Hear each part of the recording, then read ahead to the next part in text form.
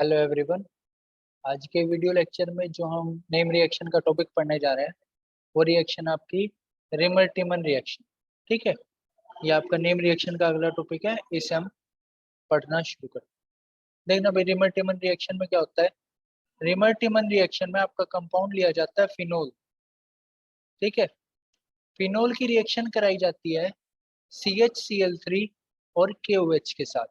ठीक है, पहला स्टेप होता है CHCl3 और KOH के साथ। दूसरा स्टेप होता है इसका एसिडिफिकेशन का। और एसिडिफिकेशन कराने के लिए इसमें डाल दिया जाता है कंसंट्रेटेड H2SO4। एसिडिफिकेशन कराने के लिए इसमें क्या डाल दिया जाता है भाई, इसमें कंसंट्रेटेड H2SO4 डाल दिया जाता है। जब इसमें कंसंट्रेटेड H2SO4 डालते हैं तो होता क्या है भाई, यहाँ पे इस फिनोल के ऑर्थो या फिर पैरा पोजीशन पे, क्या बन जाता है भाई, ऑर्थो या पैरा पोजीशन पे CHO ग्रुप आ जाता है। CHO ग्रुप आ जाता है। ठीक है, ऑर्थो या पैरा पोजीशन पे क्या आ जाता है, CHO ग्रुप आता है। और CHO ग्रुप को हम क्या कहते हैं, CHO ग्रुप को हम फॉर्माइल ग्रुप कहते हैं। CHO ग्रुप को हम क्या कहते हैं, CHO ग्रुप को हम फॉर्माइल ग्रुप कहते हैं। इसलिए क्या कहते हैं कि ऑर्थो ऑर्थो या फिर पैरा पे क्या हो रहा है, ऑर्थो या पैरा फॉर्माइलेशन हो रहा है। ऑर्थो या पैरा फॉर्माइलेशन हो रहा है। किसका फॉर्माइलेशन हो रहा है भाई, फिनोल का। किसके प्रेजेंस में हो रहा है, CHCl3 और KOH के प्रेजेंस में हो रहा है। ठीक है, तो रिमर टिमन रिएक्शन को आप कैसे लिख सकते हो भाई। ठीक है, the formylation of phenol, the formylation of phenol at ortho and para position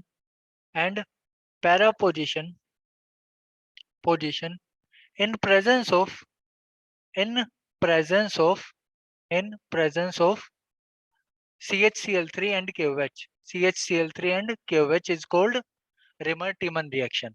is called कौन सी रिएक्शन भाई, रिमर टिमन रिएक्शन। ठीक है, एक चीज ध्यान रखना, वैसे अभी हम डिस्कस करेंगे कि ये ऑर्थो वाला जो प्रोडक्ट होता है ये आपका मेजर प्रोडक्ट होता है, पैरा वाला जो प्रोडक्ट बनता है ये आपका माइनर प्रोडक्ट बनता है। ठीक है, ऑर्थो वाला मेजर प्रोडक्ट होता है और इस प्रोडक्ट को क्या कहते हैं, सैलिसिल एल्डिहाइड कहते हैं। Salicyl aldehyde.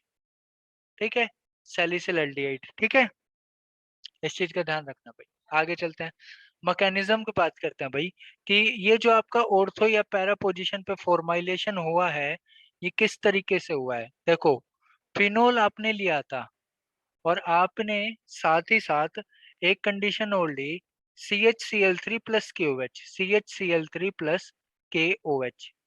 ठीक है, तो देखो, फिनोल का KOH जब लोगे तो KOH में OH नेगेटिव। और फिनोल का ये जो हाइड्रोजन होता है, ये कैसा हाइड्रोजन होता है भैया, आपका एसिडिक हाइड्रोजन होता है। OH नेगेटिव इस हाइड्रोजन को ले लेता है और ये इलेक्ट्रॉन पेयर ऑक्सीजन पे चला जाता है। क्या बनता है भाई, यहाँ से बनता है ये फिनोक्साइड आयन। यहाँ से क्या बनता है आपका भाई, फिनोक्साइड आयन। ठीक है, और ये जो आपका फिनोक्साइड आयन है ये फिर रिएक्ट करता है। लेकिन ये रिएक्ट किससे करता है, देखो, ये जो CHCl3 और KOH है ये दोनों आपके मिलके CCl2 डाइक्लोरोकार्बिन देते हैं, डाइक्लोरोकार्बिन देते हैं। और इस डाइक्लोरोकार्बिन से रिएक्शन होती है, CCl2 डाइक्लोरोकार्बिन से। ठीक है, ये डाइक्लोरोकार्बिन आपका किस तरह बिहेव करता है, ये डाइक्लोरोकार्बिन आपका एक इलेक्ट्रोफाइल की तरह बिहेव करता है। और ये जो फिनोक्साइड आयन है ये आपका एक न्यूक्लियोफाइल की तरह बिहेव करता है। और रिएक्शन किस तरह प्रोसीड होती है, रिएक्शन इस तरह प्रोसीड होती है, ये इलेक्ट्रॉन पेयर जाता है कंजुगेशन में, ये इलेक्ट्रॉन पेयर अटैक करता है इस CCl2 पे। ठीक है, क्या बनता है भाई, यहाँ से बनता है कि आपका ये जो, एक सेकंड रुकना, एक सेकंड। ठीक है, आपका ये जो CCl2 है ये आ जाता है आपका ऑर्थो पोजीशन पे। ठीक है, यहाँ आ जाता है डबल बॉन्ड O और ये दो डबल बॉन्ड। ठीक है, और इस CCl2 पे देखो, क्योंकि ये इलेक्ट्रॉन्स को ले रहा है तो इस पे आ जाता है नेगेटिव चार्ज, इस पे आ जाता है नेगेटिव चार्ज। इसके बाद इस ऑर्थो पोजीशन पे ये कैच होता है, ये CCl2 नेगेटिव इस H को लेता है, ये इलेक्ट्रॉन पे जाते हैं यहाँ रिंग में, और ये इलेक्ट्रॉन पे जाता है ऑक्सीजन पे। क्या बनता है भाई यहाँ से आपका बनता है, ये आपकी बेंजीन रिंग बन गई, ठीक है। यहाँ आपका आ गया O नेगेटिव, और यहाँ पे आपका आ गया C, इसके ऊपर एक H, और यहाँ पे दो Cl, ठीक है। इसके बाद क्या होता है, इसके बाद देखो ये रिंग में इलेक्ट्रॉन पेयर वापस आता है, ये इलेक्ट्रॉन पेयर यहाँ आता है, और यहाँ से Cl बाहर चला जाता है, यहाँ से Cl बाहर चला जाता है, ठीक है। क्या बनता है भाई, क्या बनता है, यहाँ पे आपका बनता है डबल बॉन्ड O, उसके बाद यहाँ पे डबल बॉन्ड CH और Cl, ठीक है। और ये रिंग में दो पाई बॉन्ड, उसके बाद आपने क्या लिया था भाई, KOH लिया था। KOH से आपको क्या मिलेगा, KOH से आपको मिलेगा OH नेगेटिव, OH नेगेटिव। ये OH नेगेटिव आपका इस CH पे अटैक करेगा, ये इलेक्ट्रॉन पेयर रिंग में वापस, और ये इलेक्ट्रॉन पेयर ऑक्सीजन पे।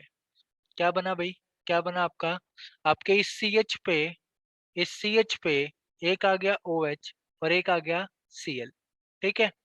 और यहाँ पे आ गया O नेगेटिव, और रिंग में आपके 3 डबल बॉन्ड, 1 2, और रिंग में आपके 3 डबल बॉन्ड, ठीक है। इसी तरह देखो फर्दर क्या होगा, इस OH को मैं ऐसे लिख सकता हूँ, कैसे लिख सकता हूँ भाई इस OH को, ये जो आपके रिंग पे है, देखो मैं इसको कैसे लिखता हूँ, इसको मैं लिखता हूँ O और H करके, O और H करके। लास्टली क्या होता है आपका, लास्टली आपका ये इलेक्ट्रॉन पेयर आता है यहाँ डबल बॉन्ड बनाने के लिए, और यहाँ से Cl नेगेटिव बाहर निकल जाता है। और जब यहाँ से Cl नेगेटिव बाहर निकलता है तो आपका क्या बनता है, एक सेकंड रुको, यहाँ पे आपका क्या बनता है, यहाँ पे आपका ये बेंजीन रिंग, बेंजीन के ऑर्थो पोजीशन पे आ गया है CH डबल बॉन्ड O, ठीक है। और यहाँ पे O नेगेटिव, और लास्ट में मैंने कहा था एसिडिफिकेशन होता है, एसिडिफिकेशन में आप क्या डालते हो, H प्लस, ये O नेगेटिव इस H प्लस को लेके आपका क्या बना देता है, सैलिसिल एल्डिहाइड बना देता है। ये आपका क्या बना देता है भाई, सैलिसिल एल्डिहाइड बना देता है, ठीक है। सेम मैकेनिज्म से आपका पैरा पोजीशन पे भी आपका CHO ग्रुप आ सकता है। तो आपने क्या किया भाई, आपने इस ऑर्थो पोजीशन की फॉर्माइलेशन कर दी, इस ऑर्थो पोजीशन की क्या कर दी भाई, फॉर्माइलेशन कर दी, ठीक है ना। अच्छा, मैंने आपको कहा था ये जो ऑर्थो वाला प्रोडक्ट होता है ये मेजर प्रोडक्ट बनता है, ये ऑर्थो वाला प्रोडक्ट जो होता है ये मेजर प्रोडक्ट बनता है, और इसके मेजर प्रोडक्ट बनने का कारण ये होता है कि यहाँ पे इंट्रामोलिकुलर हाइड्रोजन बॉन्डिंग हो जाती है, इंट्रामोलिकुलर हाइड्रोजन बॉन्डिंग हो जाती है, ठीक है। इंट्रामोलिकुलर हाइड्रोजन बॉन्डिंग होने के कारण यहाँ पे ये ऑर्थो वाला प्रोडक्ट जो बनता है वो मेजर प्रोडक्ट बनता है, ठीक है। इस चीज का ध्यान रखना, ऑर्थो वाला प्रोडक्ट मेजर क्यों बनता है, क्योंकि यहाँ पे इंट्रामोलिकुलर हाइड्रोजन बॉन्डिंग होती है। अच्छा, एक चीज और ध्यान रखनी होती है, एक चीज और ध्यान रखनी होती है, अगर आपको रिमर रिएक्शन करानी है, रिमर रिएक्शन करानी है, तो आपको बेंजीन रिंग पे एक इलेक्ट्रॉन रिलीजिंग ग्रुप चाहिए होता है, ये चीज ध्यान रखना भाई। बेंजीन रिंग पे आप एक इलेक्ट्रॉन रिलीजिंग ग्रुप लगाओगे तो ही आपकी रिमर रिएक्शन होगी। जैसे फिनोल में करा रहे हो, फिनोल में तो रिमर आपकी हो जाती है, सैलिसिल एल्डिहाइड आपका प्रोडक्ट बन जाता है। लेकिन अगर आप बेंजीन में कराओगे तो बेंजीन में आपकी रिमर रिएक्शन नहीं होती, बेंजीन में आपकी रिमर रिएक्शन नहीं होती। रिमर रिएक्शन की आपकी रिक्वायरमेंट है कि बेंजीन रिंग पे एक इलेक्ट्रॉन रिलीजिंग ग्रुप, जैसे OH group plus are effect के कारण इलेक्ट्रॉन रिलीजिंग ग्रुप है, और ये लगा हुआ होना चाहिए आपकी बेंजीन रिंग पे, ठीक है। ये लगा होना चाहिए आपकी बेंजीन रिंग पे। अच्छा, आगे बात करते हैं, एक और अच्छा एग्जांपल रिमर में ही देखो, अगर आप अगर आप पायरोल की रिमर कराते हो, पायरोल की रिमर कराते हो, तो पायरोल की जब रिमर की कंडीशन लेते हो CHCl3 और KOH, तो एक्सपेक्ट क्या किया जाता है भाई, आपने क्या कहा, रिमर में क्या होगा, फॉर्माइलेशन होगा। फॉर्माइलेशन का मतलब CHO ग्रुप आएगा, CHO ग्रुप कहाँ है इसमें, इसमें कहा है आपका CHO ग्रुप सेकंड पोजीशन पे, यहाँ पे ये 1 होती है, ये 2 होती है, सेकंड पोजीशन पे CHO है। लेकिन ये जो प्रोडक्ट होता है ये आपका माइनर प्रोडक्ट बनता है भाई, ठीक है। ध्यान रखना मेजर प्रोडक्ट क्या बनता है, मेजर प्रोडक्ट आपका 3 क्लोरोपिरिडीन बनता है। 3 क्लोरोपिरिडीन, 3 क्लोरोपिरिडीन। अच्छा क्वेश्चन है ये, अच्छा क्वेश्चन है। 3 क्लोरोपिरिडीन बनता है। हम ये सीखेंगे 3 क्लोरोपिरिडीन कैसे बनता है। देखना भाई 3 क्लोरोपिरिडीन कैसे बनता है। आपने क्या कहा था,